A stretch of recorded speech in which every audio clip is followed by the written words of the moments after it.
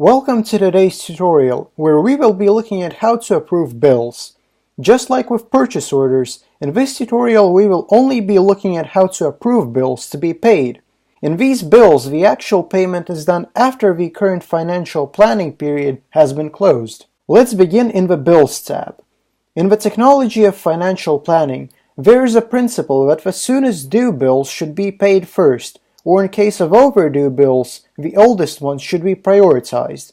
More on that in a bit. By default, the list of bills is sorted by date, from newest to oldest. If you click on the link in the due date column, they will now be sorted from the closest due date to the farthest away. The arrow shows whether they are sorted newest to oldest or the other way around. Please note that bills that have expired will have their due date displayed in red, making them easier to notice. The due date is the order in which bills should be paid. As to how many should be paid for at a time, that depends on what you can set aside for it this week. If you have enough money to pay just for the first bill, do so. If you don't have enough, don't skip ahead to the second or third just because they might require less funds.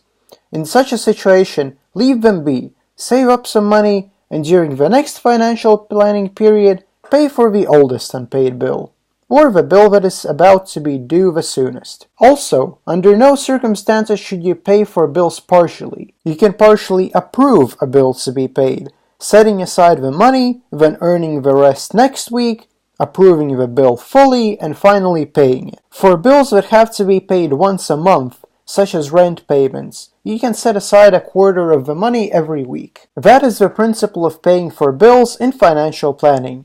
If you pay the soonest due bill first, or the oldest overdue bill, it will create a reputation that your company can be trusted with paying bills as soon as possible, creating trust and discouraging angry letters and lawsuits with just a couple of very easy to follow steps. Currently, we have just 2 bills on the list, and they can both be seen on one page. When there are a lot of bills, you can open up the advanced search filters and choose to display unpaid bills, then switch them to be displayed by due date and not by date added, and pick the one that you need. At the bottom, you can also see how much money will be required to pay for the displayed bills. Let's approve the first bill. Click on this icon.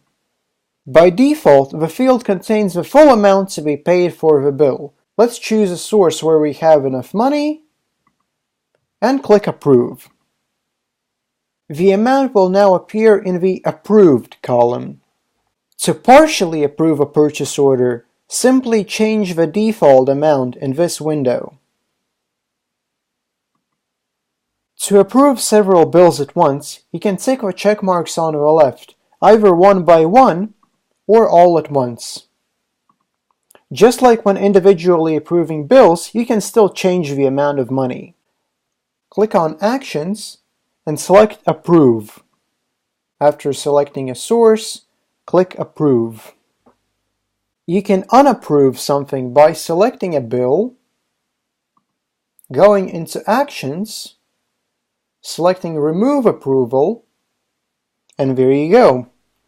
This concludes today's tutorial. Thank you for watching, and we will be happy to answer any questions in the comments below.